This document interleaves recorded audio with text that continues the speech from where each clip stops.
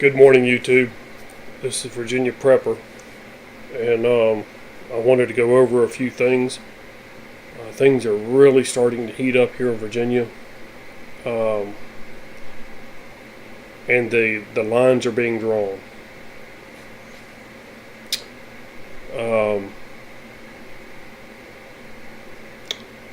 Last night, Wednesday night, there were 6 more counties that had become sanctuary counties. Brunswick County was unanimous. Fluvanna County had 3-2 vote, so they became a sanctuary county with 500 people present. Frederick County, unanimous vote with 1,000 plus was present. Hanover County, one person voted no with 700 plus people there. And Rockingham County, the most we've ever had in any county that I know of, had over 3,000 people at the Spotswood High School. It was voted unanimously by the County Board of Supervisors.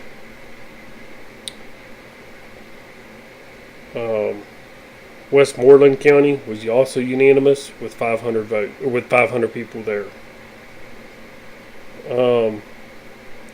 Chesterfield County had a no vote. They had over 1,000 people there. They had people watching outside on a monitor. There were 6 people that showed up that voted against it. They're going to go back in January and revisit the legislation or the resolution. Hampton also had a no vote and no action for now. Loudoun County, no sanctuary vote tonight, but a report on a firearm discharge ordinance vote. So they voted for firearm discharge ordinance, but they won't vote for sanctuary, Second Amendment sanctuary. Many people were, according to VCDL, many people were there, and they were very frustrated because of all that's going on, but that's Northern Virginia. That Loudoun County's up in Northern Virginia, and a bunch of Democrats up there. Let me read this. Our governor has threatened, and I'll go in more detail with this, is there's a news article that just came out this morning. But the lines are very drawn. The red line is there. Governor running scared, threatened sanctuary counties. This is from VCDL, but I'll also back it up with a news article from the Washington Examiner. It says, I thought we were told by gun controllers that there is nothing to the 2A sanctuary movement. I guess they've changed their minds and now realize the movement is quite real and very powerful. They desperately want to stop the movement cold. First, they tried to water down SB 16 to allow grandfathering if you register your guns, hoping people would lose interest. Well, first of all, we're not going to register them. And second of all, is you're not going to confiscate them. Because SB 16 is the confiscation of the assault rifles. So we're not going to comply with either one. So Governor,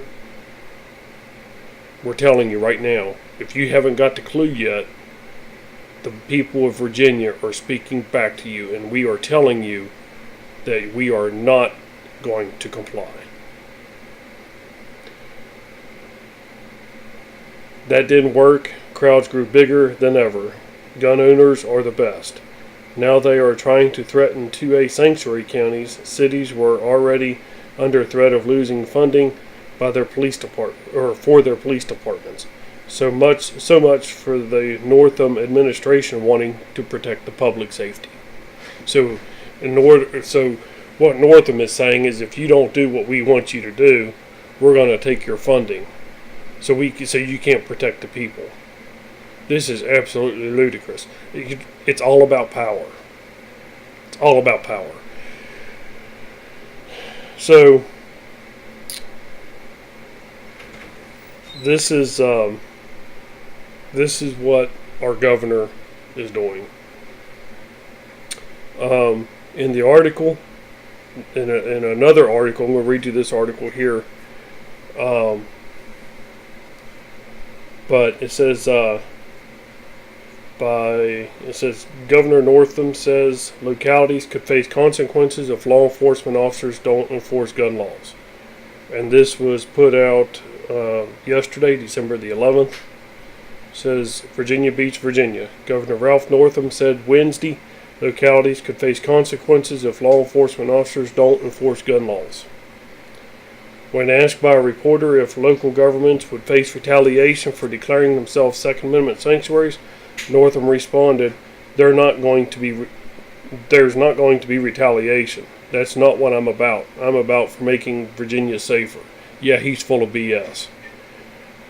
Northam continued, if we have constitutional laws on the books and law enforcement officers are not enforcing those laws on the books, then there are going to be consequences. But I'll cross that bridge if and when we get to it. First of all, the laws that he's wanting to put on the books are unconstitutional by every stretch of the imagination. Second of all, is he's not about enforcing constitutional laws, because if he was, then he wouldn't be wanting to put these new laws restricting law-abiding gun owners from having guns and confiscating the ones that they have. Northam did not offer specifics on what the potential consequences would be. Local government meetings continue to be packed across the state, with residents calling on their local governments to declare themselves Second Amendment sanctuaries. On Tuesday night, Chesapeake City Council members voted unanimously to become a Second Amendment constitutional city. Northam pushed back on the resolutions being passed, saying all the laws that he personally has proposed are constitutional. Again, that's a lie. He needs to be taken out of office. Is what needs to happen. We're not going to take guns away. That's what he said. That's a quote. He says, Northam pushed back on all resolutions being passed, saying all laws that he personally has proposed are constitutional. We're not going to take people's guns away, he said. He also said sanctuaries are having an effect on businesses thinking about investing here. They have concerns when they hear localities are not going to enforce the laws of the land. They're not laws of the land. The Constitution of the United States of America is the law of the land. He goes on to say, so I would say be careful what you're asking for. Northam now noted how Democrats took control of the General Assembly partly because of issues of guns. No, it had nothing to do with guns. It had to do with Michael Bloomberg dumping millions of dollars into Virginia and buying the state. And now Northam and his cronies in Richmond are having to pay back. Michael Bloomberg and Moms Demand Action and his other, I never can remember it. Every town for gun safety. Both of those are Michael Bloomberg drawn up organizations, and they have dumped millions of dollars into buying votes here in Virginia. Anyway, Governor Northam said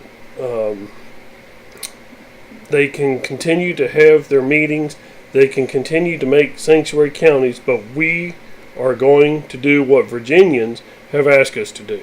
Virginians have not voted for this. This is tyranny. This is illegal. This is treason. And it's unconstitutional. Now, let me go on to another article that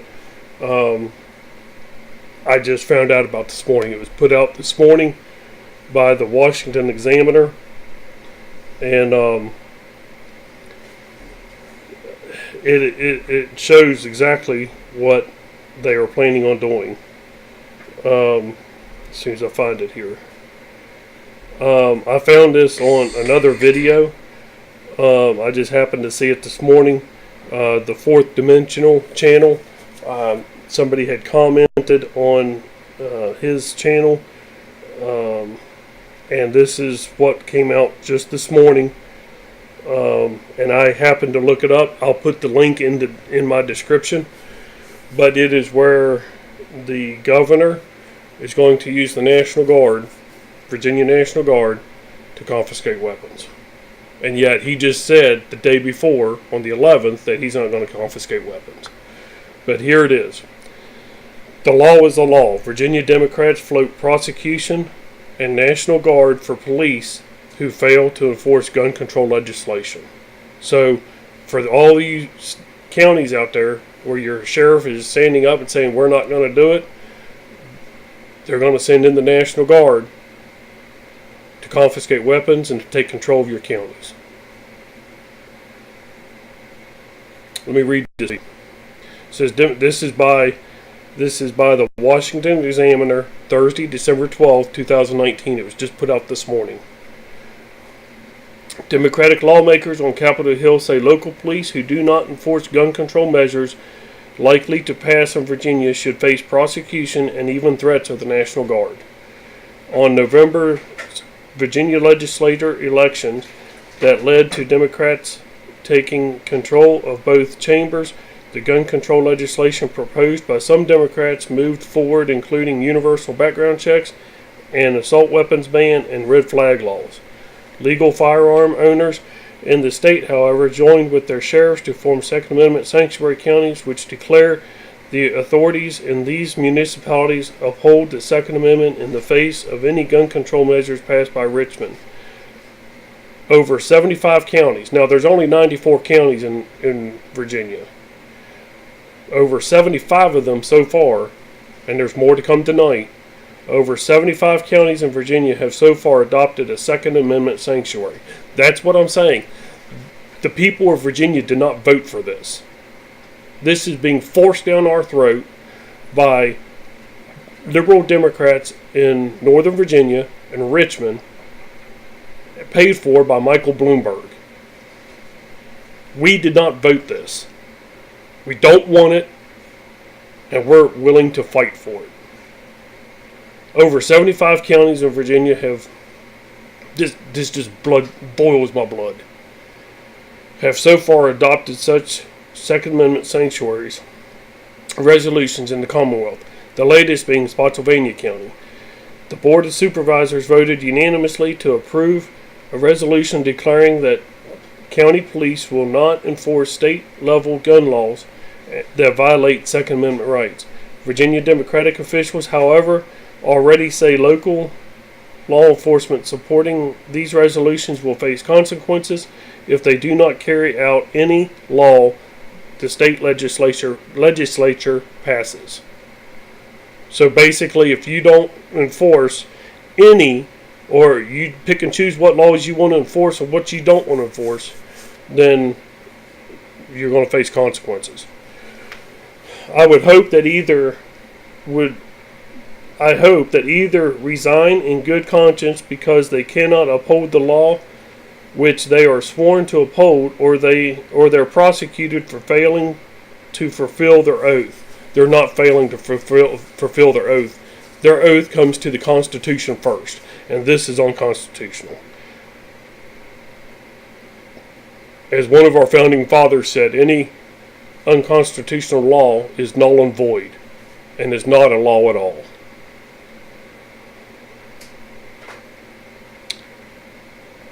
Democratic Virginia Representative Jerry Connolly told the Washington Examiner of local county police who may refuse to enforce future gun control measures, the law is the law.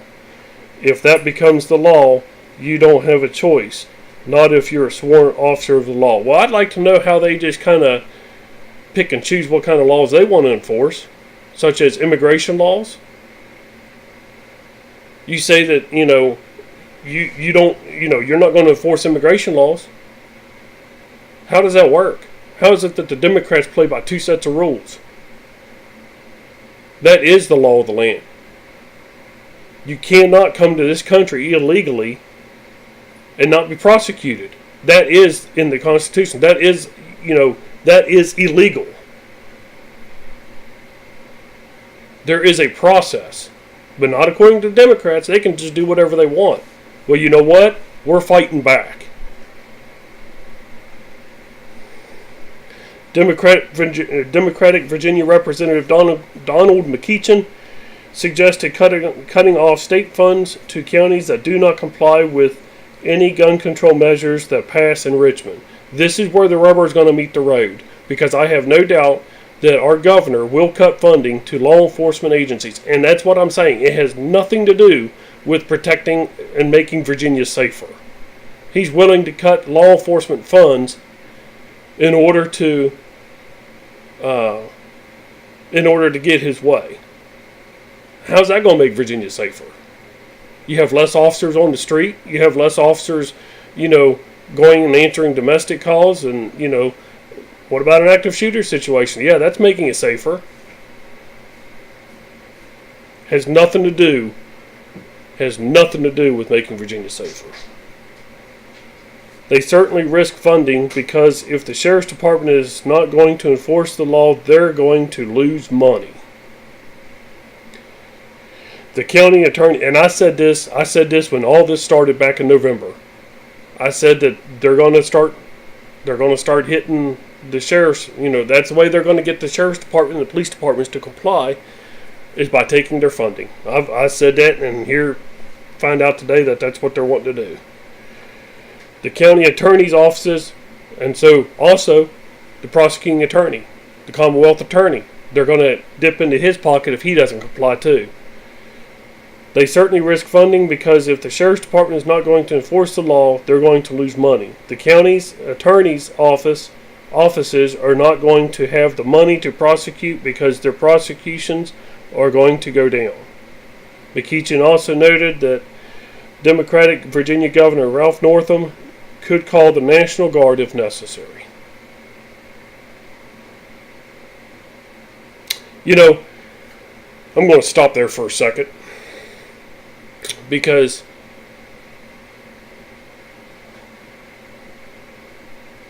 I just want to touch on something real quick. I've had many people tell me over the few years that,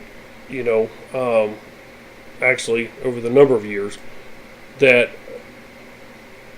I have talked to people about, gun confiscation and stuff. I had a friend of mine that I talked with when I at work, not the job I have now, but another job, and he said, gun confiscation will never come here. Well, you know what? It's here. And in that conversation, we got talking and stuff, and he said, well, you know what? The military will never do it. Military will not follow orders. Well, you know what? They followed orders when the North invaded the South. Brother went against brother. Son went against father. They followed orders then. What about Kent State University? Ohio National Guard shot and killed, what was it, 7? I think it was 7 students, unarmed students, at Kent State University. Don't tell me your government, or your military won't go against you. Now, I support the military, but I'm also not naive enough to believe that the government, that there aren't some in the military that will just do it because they're following orders. I was watching a video the other night when I was at work, and in that video, it was a lieutenant, and it was based on a true story. And it was after the Civil Wars in 1870s, I believe it was. And the name of the movie was In Pursuit of Honor. If you ever have a chance to watch that, it's a very good movie. And this lieutenant was given orders to go up against a crowd of veterans that had fought in the Civil War, and they weren't being paid what they were told that they would be paid. And he was in the cavalry, and the whole line of cavalry, horses and soldiers and stuff, and they were given orders to deal with him. And I'll just leave it there. And he refused. There were 6 of them that refused. Well, he was given orders to go back to his barracks and that he would be court-martialed. 6, and I don't know how many, it was a whole brigade, I think it was, of soldiers. A whole cavalry brigade or platoon that was there. And only 6 of those did not follow orders. Well, then he ended up leaving. He was transferred out west. And he was told to destroy horses because the military was going and doing away with the horses. The cavalry, they didn't need them no more. And so he was told to destroy them. He wouldn't do it. And so he went from, they were down towards Mexican border, and he drove those horses. There was over 400 horses that the cavalry was just going to destroy. And so he went against orders, and him and those 6 guys took those horses and went north, went up into Canada, while the military was chasing them. And so then he was between the U.S. Army and the Canadian Mounted Police. He chose to do the right thing, although it was against orders. But he had to go up against those veterans. He was told to go up against veterans. He was also told to kill those 400 horses. And in the process of killing the first 100 with machine gun, because it was Gatling gun is what it was. And he was like, I'm not doing it. I'm not going to have my guys do this. Those horses are part of the military. Just because, somebody just like us, they get shot with us, we maintain them, we take care of them, and they need to be given to, kept in the military, or they need to be given to retiring officers or whatever. And the military said no. So the whole point of this, and then let's not forget what happened in Hurricane Katrina. Don't tell me that the military will not go door to door confiscating weapons, because they did in Hurricane Katrina. And I've already shared, a video on this about how, them and the New Orleans Police Department went in and beat up this 68, 70-year-old woman, took her only source of protection, and left her completely defenseless after beating her to a pulp. Don't tell me that the government won't do it. This is what we're facing. New Orleans, by the way, was Democratic. It still is.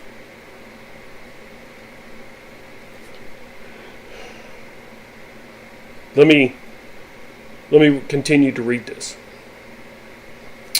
So don't tell me that the government won't send in the military and the military won't comply, because they will. And ultimately, the governor goes on. He says, the Representative McEachin also goes on. He says, and ultimately, I'm not the governor, but the governor may have to nationalize the National Guard to enforce the laws. He said, that's his call, because I don't know how serious these counties are, but how severe the violations of the law will be. That's his call, because I don't know how serious these counties are and how severe the violations of the law will be. but that's obviously an option he has. Virginia Attorney General Mark Herring had this to say. He blamed the numerous Second Amendment resolutions in the state on the gun lobby as a tactic to frighten state residents. The resolution, and this is his quote, "The resolutions that are being passed are being ginned up by the gun lobby to try to scare people. But what we're talking about here are laws that will make our communities and our streets safer." When Virginia passes these gun laws that they make our streets safer, Herring told CBS 6, when Virginia passes these gun laws, or gun safety laws, that they will be followed, that they will be enforced.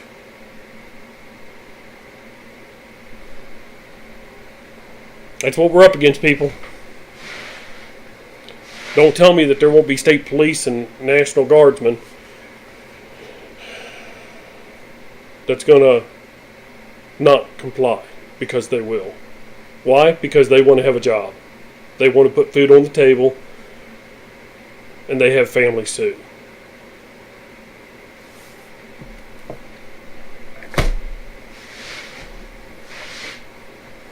And you don't think it won't happen to your state? They're already trying it in North Carolina. They're already trying it in Kentucky. Bills have already been introduced in Missouri.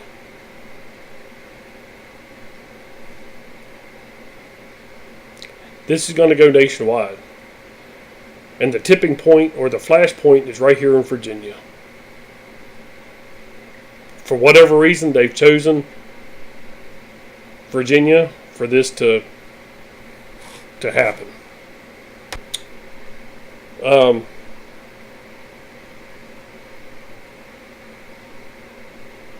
We need people to show up on Lobby Day, January 20th, 2020.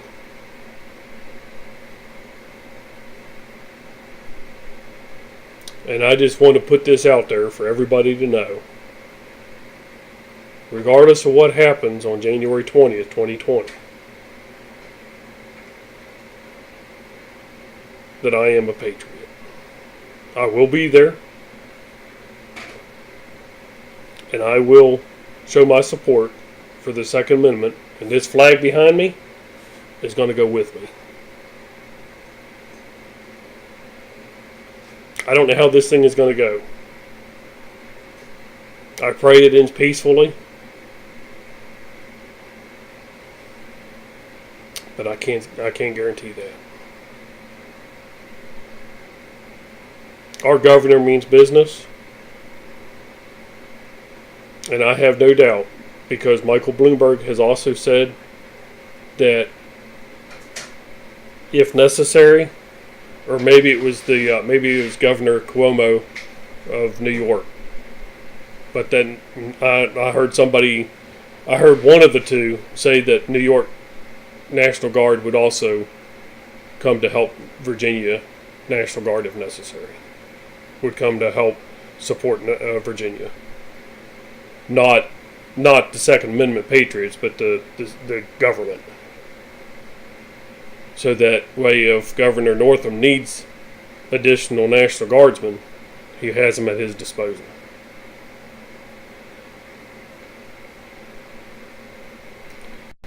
This is the real deal, people. It's time we get off Facebook and YouTube and Twitter and all these other things and stop being keyboard warriors. This is the real deal. Where do you stand? Do you support us? It's time we have the rubber meet the road. We've got to fight for our future. We've got to fight for our kids. We've got to fight for our grandkids. And you know what? I don't have any kids, but I'm willing to fight for other generations and other people who do. because I have a lot of friends who do have kids.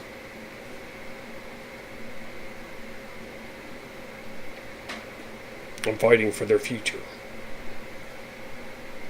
I'm going to go in peaceful. But trust me, if SHTF happens, there's no other place I'd rather be. The lines are drawn in the sand.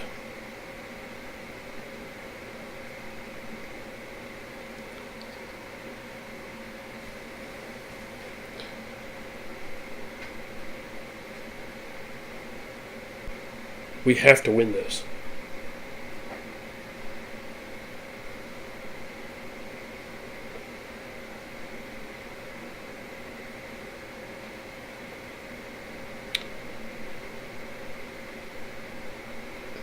I see my country being torn apart. We are so polarized, it's unbelievable. We've had representatives, state representatives, write our Attorney General because he's concerned of a civil war. And he said that this is the most polarized society we've ever had for 150 years since the Civil War, and that we're headed back to it. And we are.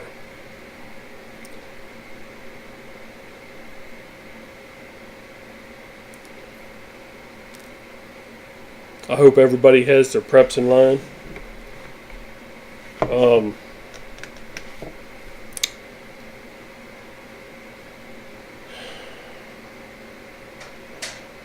150 years ago, fathers and sons, uncles, grandfathers, nephews became polarized. Families were split apart, some for the north, some for the south.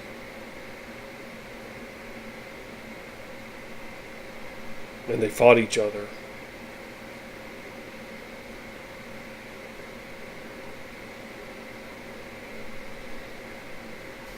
That wasn't really, truly a civil war. They call it that, but it really, truly wasn't a civil war because they weren't fighting for the same government. They were wanting to secede and make a new nation, a new government. That's why you had a Confederate president and you had a United States president. They wanted two different countries. So truly it wasn't a real civil war. But I have a feeling this one will be.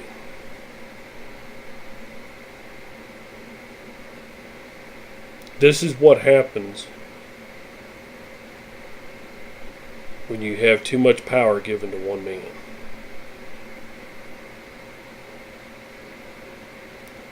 And he's got his bootlegging thugs at his disposal.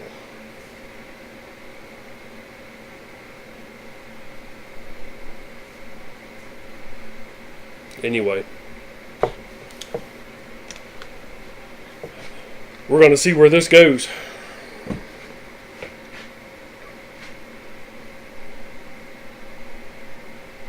It's time you guys draw the line in the sand, and we need assistance. We really need to be able to maintain control, and we have thousands and thousands and thousands and millions of people here in Virginia who do not and have not voted for this, and it's being forced down our throats. I hope this ends well, but I don't see how it can, because I, for one, refuse to give up my guns. And I'll tell you why. Not only is it a constitutional right, but if our governor is willing to sign into law an act that allows a mother to kill her baby child after it's been born, what do you think he will do to us? Let me say that one more time.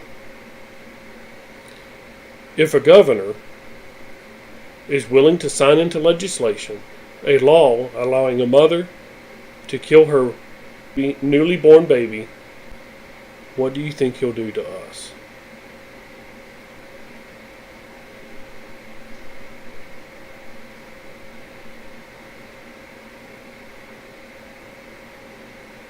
Not much thought, is it? Not much of an answer.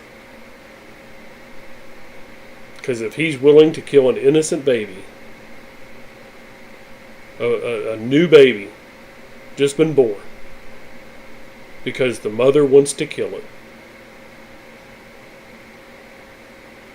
he wouldn't think a second thing about declaring martial law in our state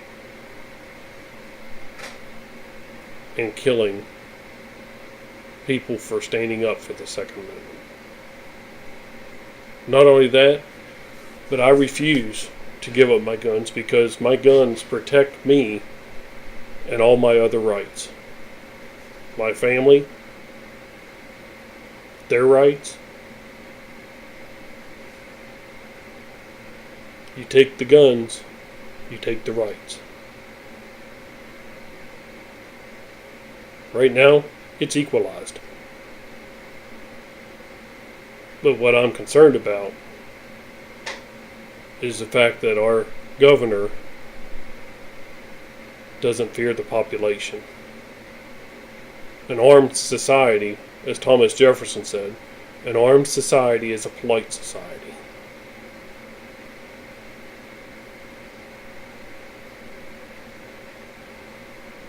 But he also stated that sometimes the tree of liberty needs to be nourished.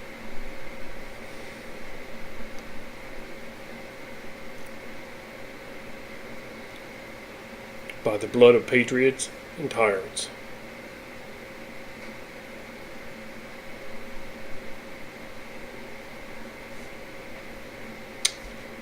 I hope you all have a good morning. I know this is kind of a